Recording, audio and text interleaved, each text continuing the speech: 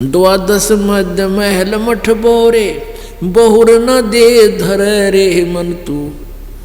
चल रे सुके सागर, जहाँ शब्द सिंधु रत्नागर मन तू। चल रे सुके सागर, जहाँ शब्द सिंधु रत्नागर। दोजक भीष्ट सभी तैं देखे, राजपाट के रसिया। दोजक भीष्ट सभी तैं देखे, राजपाट के रसिया। तीन लोक से तरपत नाही, ये मन भोगी खसिया मन तू। चल रे सुख के सागर, जहाँ शब्द सिंधु रत्नागर। भाई सतगुरु मिले तो इच्छा मिटे, पद मिल पदे समान। सतगुरु मिले तो इच्छा मिटे, पद मिल पदे समान। चल हंसा उस लोक पठाऊं, जो आदि अमर अस्थान मन तू। चल रे सुके सागर, जहाँ शब्द सिंधु रत्नागर मन तू। चल रे सुके सागर, जहाँ शब्द सिंधु रत्नागर। चार मुक्ति जहाँ चंपी करती, माया हो रही दासी। चार मुक्ति जहाँ चंपी करती, माया हो रही दासी। दास गरीब अभय पद पर से, वो मिले राम अविनाशी मन तू। चल रे सुके सागर, जहाँ शब्द सिंधु रत्नागर। परमेश्वर कबीर जी ने अपने उस अध्यात्म ज्ञान को, तत्व ज्ञान को अपनी प्यारी आत्माओं को दिया। उनमें से एक आदरणीय गरीबदास साहिब जी, गांव छुडानी, जिला झज्जर, हरियाणा के अंदर प्रकट हुए थे। उनको परमात्मा आकर मिले थे। कबीर जी सतलोक से चलकर आए थे। अब संत गरीबदास जी परमेश्वर के ज्ञान से परिचित होने के उपरांत सतलोक को, सचखंड को आंखों देख करके, उसके बाद फिर ये अपनी अमृतवाणी में ये विचार व्यक्त किए। अब सुख का सागर किसे कहते हैं? जहाँ दुख ना हो। सागर में समुद्र, समुद्र के अंदर जाने के उपरांत 100-150 किलोमीटर जब प्राणी चला जाता है किसी जहाज आदि में बैठकर, उसके बाद समुद्र के अंदर या तो वो जहाज दिखाई देता है या केवल जल ही जल होता है।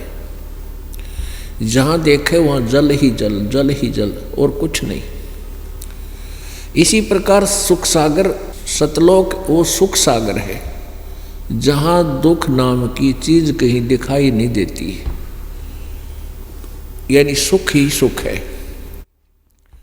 और यहाँ 21 ब्रह्मांड के अंदर यहाँ सुख नाम की चीज नहीं, दुख ही दुख है।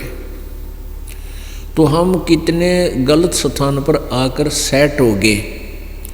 हम अपने आप यहाँ सेटिंग करने की सोच रहे हैं। कैसे सोच रहे हैं कि यहाँ मकान बनाऊं बढ़िया 2-3 मंजिल का, फिर मेरे पोते रहेंगे, परपोते रहेंगे, फिर मेरी पीढ़ी यहाँ रहेंगी। परमात्मा याद दिलाते हैं, आगे गए ना बावड़े, ये रहते भी सब जहाँ। बिन साहिब की बंदगी कहीं ठोर ठिकाना ना। पहले वाले थे वो भी चले गए। वो दोबारा आकर हमें नहीं बता सके कि हम कहाँ गए, कैसे दुख पाया हमने। और जो शेष हैं ये भी चले जाएंगे। और बिन उस परमेश्वर कबीर देव जी की भक्ति के, सत भक्ति के, सतलोक वाली साधना के बिना कहीं ठोर ठिकाना ना। जैसे आप जी ने आज दिन के सत्संग में सुना कि ब्रह्मा, विष्णु, नारद और व्यास जी और सतियों के ब्राह्मण यानी ऋषि महर्षि, उन किसी को भी अध्यात्म ज्ञान नहीं था, ना उनको वेदों का ज्ञान था। तो उनके द्वारा दिए गए ज्ञान से उन्होंने जो लोकवेद ग्रहण किया हुआ था वही हमें दे रखा था। और यदि वेदों अनुसार भी साधना करते हैं तो ओम नाम का जाप है, उससे ब्रह्मलोक की प्राप्ति है। ब्रह्मलोक जाने के बाद भी गीता जी अध्याय नंबर 8 के श्लोक नंबर 16 में कहा है कि ब्रह्मलोक पर्यंत ये सभी पुनरावर्ती में है। ब्रह्मलोक तक गए हुए साधक भी जन्म मृत्यु के अंदर ही है। पुण्यात्माओं, तो ब्रह्मा जी की भी मृत्यु है, विष्णु जी की भी मृत्यु है, शिव जी की भी मृत्यु है। अब ये प्रसंग ऐसा है कि प्रथम बार, क्योंकि अभी इसका प्रकाश सत्ज्ञान का हुआ नहीं है और ये सीडी वगैरह बनाई जा रही है, आने वाले समय में प्रभु की दया होगी तो ये इस टीवी चैनलों पर भी चलेगा। तो प्रथम बार जब कोई ये सुनता है इस दास के मुख से कि ब्रह्मा विष्णु महेश नासवान है, इनकी जन्म मृत्यु होती है, तो ये बात गले उतरती नहीं, क्योंकि हमने लोकवेद सुन रखा था। लोकवेद के आधार से हमने सुन रखा था कि ब्रह्मा विष्णु महेश अजर अमर हैं, इनके कोई माता पिता नहीं, ये स्वयंभू हैं और यही पूरी सृष्टि के रचनहार हैं, यही सतिथि करते हैं, यही संहार करते हैं, इनके ऊपर कोई शक्ति नहीं, इनके कोई माता पिता नहीं। जबकि इनकी जीवनी में लिखा है कि ये तो नासवान है, इनकी जन्म और मृत्यु होती है। इसके लिए थोड़े से प्रमाण दिखाने पड़ेंगे। पुण्यात्माओं, एक अंधा अंधेरे में रात के समय लालटेन जगा के चल रहा था, हाथ में लालटेन लिए हुए और सफ़र में जा रहा था। आगे से कुछ बच्चे आ रहे थे। बच्चों का शोर सुनकर उस ब्लाइंड मैन ने कहा कि बच्चों जरा ध्यान से चलना, देख कर चलना, मैं अंधा हूँ, ध्यान से चलना, मैं अंधा हूँ। अब उन बच्चों ने सुना कि भाई ये कोई आदमी कुछ बोल रहा है। जब उन्होंने सुना कि अंधा है और लालटेन ले रहा, अंधा कहे और लालटेन लिया रहा है, ये क्या चक्कर है? उन बच्चों ने आकर पूछा, बाबा क्या आप सचमुच अंधे हो? हाँ बेटा, मैं अंधा हूँ। फिर तो आप जी ने, बच्चों ने कहा, आप जी ने लालटेन क्यों ले रखी है? आप आँखों वालों के लिए कहीं मुझ अंधे में टक्कर मार दो, अंधेरे में मेरी टूट जा दे। इस लालटेन की रोशनी में मेरे से टल जाओ, तुम साइड पकड़ जाओ, अपनी सुरक्षा के लिए ले रखा बच्चा मैंने। तो पुण्यात्माओं, ये पवित्र पुराण, पवित्र वेद, पवित्र गीता जी, इनकी इस दास को आवश्यकता नहीं थी, क्योंकि इस दास को वो सूक्ष्म वेद प्राप्त हो गया था जिसमें इनका सबका समावेश है और निष्कर्ष ज्ञान है। वो कबीर वाणी में, कबीर साहब की वाणी में, परमेश्वर सच्चिदानंद घन ब्रह्म की वाणी में मुझे प्राप्त हो गई थी। और उस वाणी का प्राप्त होना भी सफिशिएंट नहीं था। परमेश्वर ने स्वयं ही उस दास को अपना भेद बताया, उस वाणी को समझाया। तो ये जो वेद और पुराण और गीता जी, ये मेरे लिए लालटेन हैं। उन आँखों वालों के लिए कहीं वो मेरे से ना खस बैठे, मेरे साथ झगड़ा ना ठान लें। इन सदग्रंथों की रोशनी में इन आँखें देखकर वो साइड पकड़ जाए कि वे सच्ची कहे, रामपाल झूठ नहीं बोल रहे। और जब तक ये लालटेन ना दिखाऊंगा, नो कहेंगे तो झूठ बोला है, निंदा करता है, ब्रह्मा विष्णु महेश के बारे में उठपटांग कहता है। और ये लालटेन दिखा दूंगा तो देखकर संतुष्ट हो जाते हैं, चुप हो जाते हैं, या फिर शरण में आ जाते हैं। वो फिर बाधक नहीं बनते। तो इस बाधा को हटाने का ये एकमात्र ही रास्ता है कि रह रह कर ये ज्ञान सुनाना पड़ता है। तो ब्रह्मा विष्णु महेश की भी मृत्यु होगी और ब्रह्म की भी मृत्यु होगी जो इनका पिता है, दुर्गा की भी मृत्यु होगी जो इनकी माता है, तो ऐसे हम कहते हैं आगे गए ना बावड़े रहते भी सब जा, बिन साहिब की बंदगी कहीं ठोर ठिकाना ना। ये दिखाने के लिए लालटेन दिखानी पड़ेगी कि ब्रह्मा विष्णु महेश नासवान है और इनकी माता भी है, इनके पिता भी हैं। ये देखिएगा श्रीमद् देवी भागवत, ये देखिएगा श्रीमद् देवी भागवत गीता प्रेस गोरखपुर से प्रकाशित है और संपादक है हनुमान प्रसाद पोदार चिमनलाल गोस्वामी। और ये कहाँ से प्रकाशित है? प्रकाशक एवं मुद्रक हैं गीता प्रेस गोरखपुर, गोविंद भवन कार्यालय कोलकाता का संस्थान।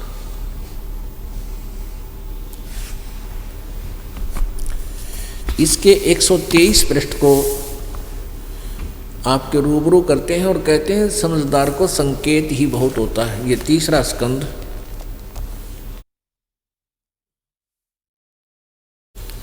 123 पृष्ठ। अब विष्णु भगवान अपनी माता दुर्गा की स्तुति कर रहा है। तुम शुद्ध स्वरूपा हो, ये सारा संसार तुम ही से उद्भासित हो रहा है। मैं ब्रह्मा और शंकर हम सभी तुम्हारी कृपा से विद्यमान हैं। हमारा आविर्भाव और तिरोभाव हुआ करता है। आविर्भाव माने जन्म और तिरोभाव माने मृत्यु। हमारा तो जन्म और मृत्यु होता है, हम अविनाशी नहीं हैं। केवल तुम ही नित हो, जगत जननी हो, प्रकृति और सनातनी देवी हो। भगवान शंकर बोले देवी, यदि महाभाग विष्णु तुम ही से प्रकट हुए हैं तो उनके बाद उत्पन्न होने वाले ब्रह्मा भी आप तुम्हारे ही बालक हुए। फिर मैं तमोगुणी लीला करने वाला शंकर क्या तुम्हारी संतान नहीं हुआ? अर्थात मुझे भी उत्पन्न करने वाली तुम ही हो। शिवे संपूर्ण संसार की सृष्टि करने में तुम बड़ी चतुर हो। इस संसार की सृष्टि स्थिति और संहार में तुम्हारे गुण सदा समर्थ हैं। उन्हीं तीनों गुणों से उत्पन्न हम, यानी रजगुण ब्रह्मा, सतगुण विष्णु, तमगुण शिव जी, ब्रह्मा विष्णु एवं शंकर नियमानुसार कार्य में तत्पर रहते हैं। यदि ये दास ये कहकर के आगे कदम बढ़ा लेता है कि ब्रह्मा विष्णु महेश नासवान है, इनकी जन्म मृत्यु होती है, और ये लालटेन नहीं दिखाता है, तो कहीं भी एक सीडी हम क्योंकि बहुत सस्ते रेट में, लागत से भी कम रेट में दे रहे हैं, तो हमारे भक्त किसी को दिखावेंगे तो वो देखे को नहीं आगे। फिर सदग्रंथों को, इनकी जीवनी को आंखों पढ़कर फिर वो विवश हो जाता है इस बात पर विचार करने के लिए कि यह तो सच्ची बात है, और सच्ची है बुद्धिमान तो फिर मानने बीगा। और इनको आंखों देखकर भी विरोध करता है तो वो अच्छी आत्मा नहीं है। जानबूझ साची तजय करे झूठ तेने, और ताकि संगत है प्रभु फिर सोपन में भी ना दे। जो जानबूझ कर बकवाद करे, आंखें देख कर भी नहीं माने, विरोध करता है, तो वो दुष्ट इंसान होता है। और परमात्मा खुद कहते हैं कि इसे निकम्मे की तो सपने में भी फिर मिलन ना हो, वो ना मानो चाहे मानो। अब जिनके वो फंस चुके हैं, जिन चतुर प्राणियों के वो फंसे पड़े हैं, यानी जिनसे किसी ने 20 वर्ष, किसी ने 30 वर्ष नाम लिए होंगे, तो अब वो ये सोचते हैं कि हमारा अब क्या होगा। या कुछ ऐसे टाइप के लोग हैं जो औरों को भ्रमित करके खुद छोटी मोटी कोई पोस्ट उस पंथ में प्राप्त किए हुए हैं, वो अपना भला भी नहीं सोचते, औरों का तो वो सोचेंगे कैसे। तो वो चातुर प्राणी बताए हैं, जो आँखों देखकर भी नहीं मानते, वो मूड बताए हैं। और जो संत हैं, जो भोली आत्माओं को फंसाए बैठे हैं, वो चतुर इंसान बताए हैं।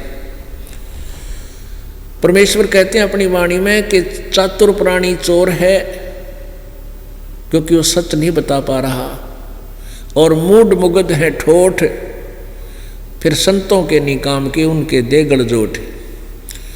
कि जो जानबूझकर भी सच्चाई को स्वीकार नहीं करता और उन चतुर प्राणियों पर ही आश्रित है, फिर भी नहीं आता, यहाँ उपदेश लेने नहीं आ रहा, उसके लिए बताया कि वो चातुर प्राणी तो चोर हैं, वो नकली संत मीठी बात बना के भ्रमित किए हुए हैं। परमात्मा कहते हैं बीजक की बात आ गए, बीजक नाई आथ, और पृथ्वी डोबन उतर रहे हुए कह मीठी बात।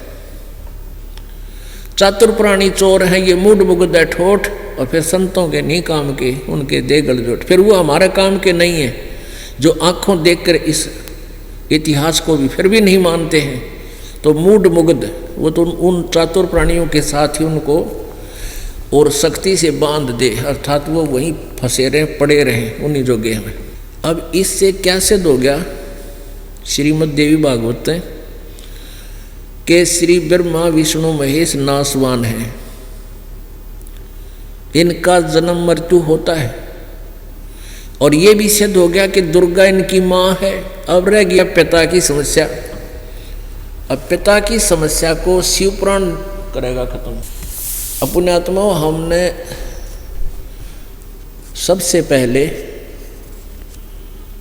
ये निश्चय करना होगा कि जिस मार्ग पर हम चल पड़े, भक्ति वाले रास्ते पर, ये ठीक है कि नहीं। और जिस दिन आपको ये पक्का विश्वास हो जाएगा कि हम जिस मार्ग पर चल पड़े ये सही है, तो आपका जो भक्ति रूपी सफर है वो निर्बाध हो जाएगा और सफल हो जाओगे। जब तक आप स्वयं ही कंक्लूजन नहीं निकाल पा रहे, आपको संतुष्टि नहीं है कि हम जो कर रहे हैं सत्य है, तो कोई भी डगमग कर देगा। तो इसलिए आप जी को ये ज्ञान कराना अति आवश्यक है। आप बुद्धिमान हो, बालक नहीं हो। आज मानव ने कंप्यूटर बना लिए, ऐसी दूर दूर देखने वाली सूक्ष्मदर्शी बना ली, वायुयान बना लिए, आकाश में सैटेलाइट फिट कर लिए। ये के काम आओगे? अगर 2 वर्ष वर्षा ना हुई ना, ये कोई ना पावा ढूंढे सैटेलाइट, ना ये कंप्यूटर, ना ये जहाज, टक्कर मार मार के मरा प्राणी, भूखे मर के। 2 वर्ष भी वर्षा ना हुई तो घनी 3 वर्ष पकड़ जाएंगे आधे कुछ थोड़े बहुत। तो यहाँ किसके लिए हम के को बंद करने लाएंगे? परमाणु बम बना लिए, अपना नाशकरण की आप तैयारी कर ली। तो हमने सबसे पहले अपने मार्ग को देखना है कि हम ठीक जा रहे हैं या गलत। इसलिए आप जी को ये तैयारी करानी पड़ती है, क्योंकि ये लेक्चर दिए जा रहे हैं, ये सत्संग है, इसको सत्संग कहते हैं। ये 2 गाने कोई गादे बैठ कर भज ले रहे, भगवान तेरा काम आऊगा, फिर ढोलक पीटन लग जा, फिर सारंगी बजान लग जा, ये कोई भक्ति नहीं है। भक्ति तो ये ज्ञान समझ के फिर सिमरण करना है डट के दिन रात। कहते हैं नाचे गाए किने ना मिलिया, जिन मिलिया तिन रोए।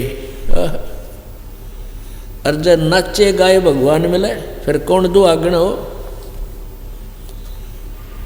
रोने का तात्पर्य ये है कि आपके अंदर एक विशेष कसक पैदा होगी। जैसे परमात्मा की चर्चा चलेगी, आंखों से आंसू बहने लग जाएंगे, तो समझ लिए कि आपकी भक्ति बहुत ही स्वस्थ है। जैसे सूरज के आगे बदरा, ऐसे कर्म छयारे, प्रेम की पवन करे चित मंजन झलके तेज नयारे। परमात्मा की प्राप्ति उसके अंदर प्रेम होने से होगी,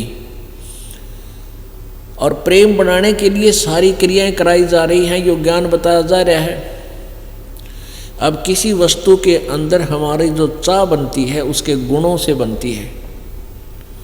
जैसे मोटर गाड़ी लेनी है, कार लेनी है, तो उसके गुणों का पता है, तो आदमी उसके लिए कोशिश करता है, धन जोड़ता है, लोन लेता है, कुछ भी करता है, तो उसको लेकर छोड़े पार बसा जाता है।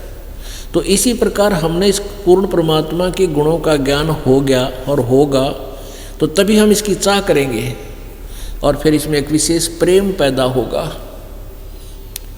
क्योंकि हम सतलोक में रहा करते अपने पिता के पास, और वहाँ हमें कोई दुख नहीं था।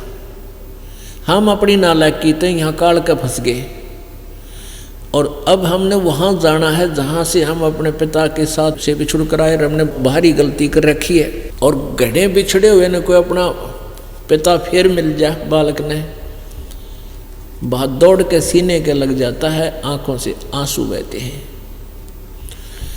तो कहते हैं जैसे सूरज के आगे बदरा ऐसे कर्म छयारे,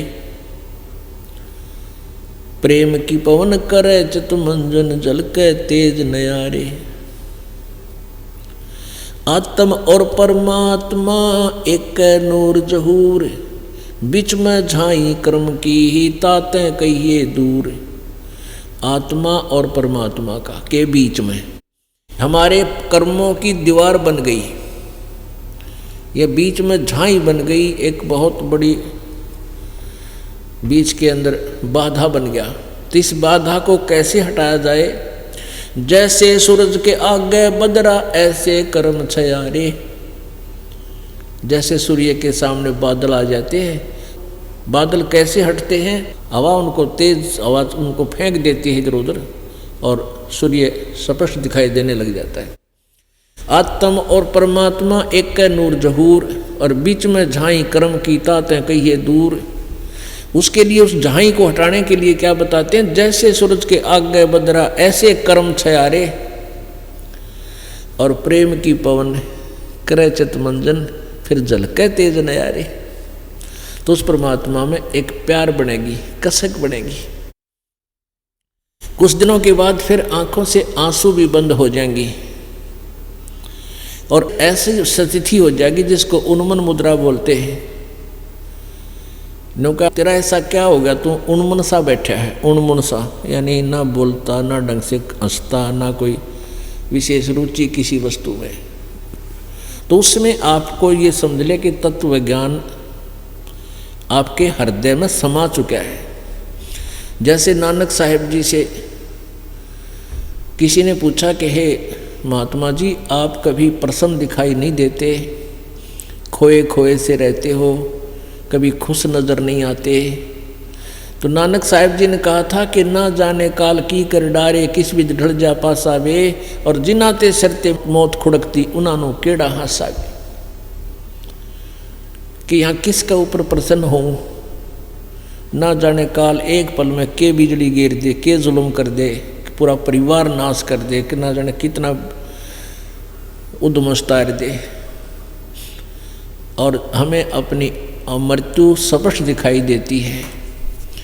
फिर जिनाते सरते मौत खुड़क दी उन्होंने केड़ा हासा वे। नानक साहिब जी से पूछा क्या आप कभी प्रसन्न नहीं होते? तो श्री नानक साहिब जी ने कहा संत जी ने कि भाई खुश होता हूँ जब जैसे सत्संग में प्रेमी भक्त आते हैं, प्यारी आत्माएं, तो संत यानी गुरु जी खुश होते हैं कि मेरे बच्चे ज्यों के त्यों आगे, इनका कोई कीड़ा ना लग गया, किसी ने इनको भ्रमित नहीं किया, काल ने कोई अटैक करके इनको खोया नहीं हमारे से, ये परमात्मा के बच्चे सुरक्षित हैं।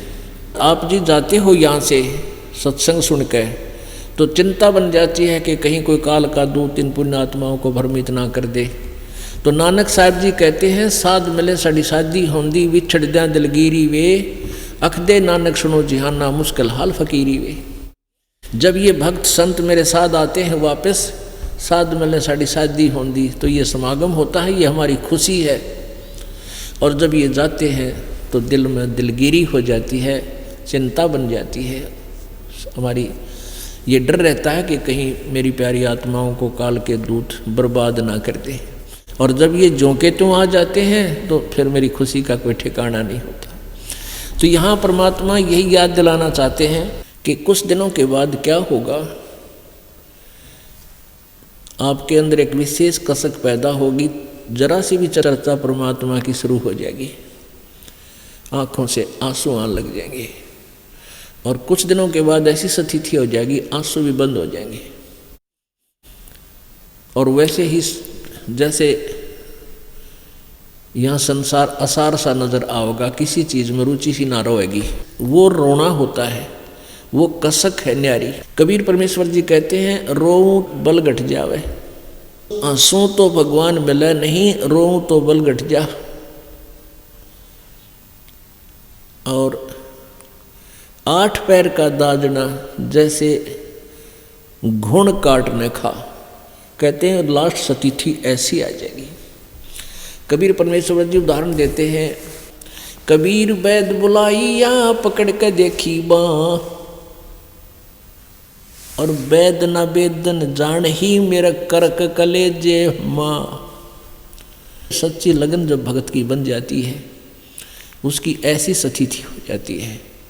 घर वाले जो भक्ति से अपरिचित हैं वो चिंतित हो जाते हैं, इस बच्चे का क्या हो गया, ना तो यू गणासा बोलता, ना हमारे पास बैठता, एकांत में रहस है, खावा पी भी सी करे है, कोई खास नहीं, ओढ़ने पैरने की रुचि न रही नहीं। तो घर वाले न सोचे हैं कदे बच्चे का कोई गुप्त बीमारी होगी हो,